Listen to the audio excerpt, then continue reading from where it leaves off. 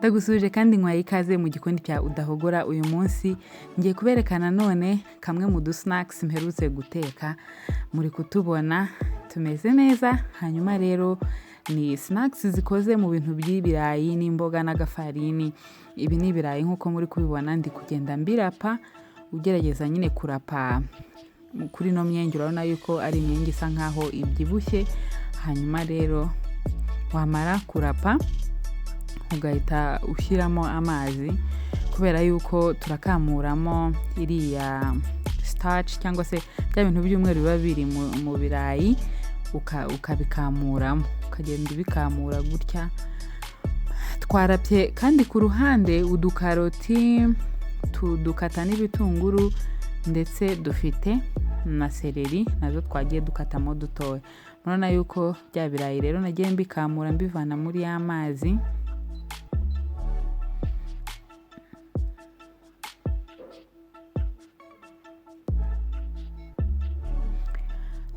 Nkuko rero nabibabwiye, turakenera izi ni seleri, izi ni karoti zirapye, hanyuma n'ibitunguru nakase, batubishyira muri bya birayi twarapye. Hanyuma nabyo tukabyoza, tukabikamuramo bya bintu by'umweru. Hanyuma rero iyi ngiyi ni turmeric, gusa ibirungo bindi wakongeramo nyuma byaterwa n'ibyo ufite n'amahitamo yawe.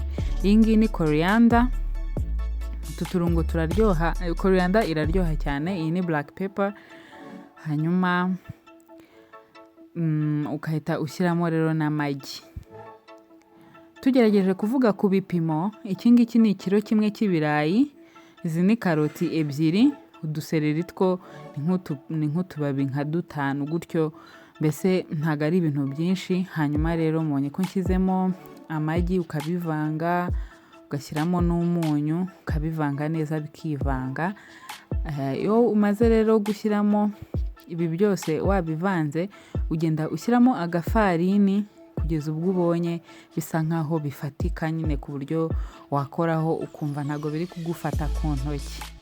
Uramutse ukunze yuko byaza kuba ari snacks zoroshye nyine, ku buryo wenda wakanda ukabona yuko irimo umwuka mo imbere, ushobora gukoresha levure cyangwa se wa musemburo nyine utari baking powder. Hari umusemburo, hari na baking powder. Hanyuma ugashyiramo ya levure, hanyuma ukabivanga gutya, wenda washyizemo akayiko ka levure, hanyuma ugapfundikira, ukaza nyine gukoramo utu snacks twawe. Nyuma wamaze gupfundikira ukarindira nk'isaha. Gusa mbonye ko nta levure nashyizemo, mise nshyiramo ifarini gusa. Hanyuma rero ndagenda nkoramo udu snacks. Ushobora kuduha forume ushaka, ariko gutya nk'uku nguku tumeze, ari nk'utuntu tw'udukoni tw'udusticks, biba bigaragara neza. Dufate niba ufite nk'abashyitsi ushaka kudukoresha wenda mu gihe uri kubakira, utarategura andi mafunguro n'iki, kugira ngo babe bafata akantu kabatera apeti, ushobora kudutegura.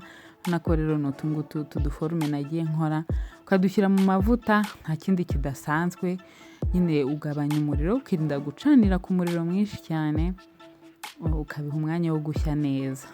Uri kubona amavuta aba yahiye bihagije, ariko iyo umaze kudushyiramo uhita ugabanya umuriro kugira ngo bidashya nabi. Tudu snacks turaryoha mwabantu mwe, turaryoha, muzagerageze. Ushobora no gushyiramo nka tungurusumu, mbese bishobora guterwa n'amaflavor ukunda, uburyohe bw'ibiryo usanzwe ukunda, ukagenda ushyiramo rero ibirungo bitewe n'amahitamo yawe. Ubona ko birabanguka, ni nk'uko nyine umuntu ateka nk'ifiriti zisanzwe, usibye ko two turabanguka gushya kurenza ifiriti. Hanyuma ugahita nyine utwarura.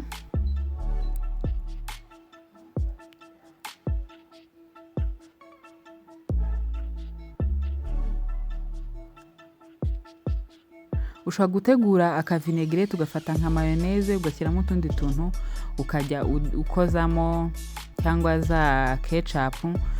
Tuba ari udusnacks twiza cyane. Nuko bimeze bimaze gushya. Ndabashimiye, naho ubutaha. Bye bye. Udahogora Vanessa, peace.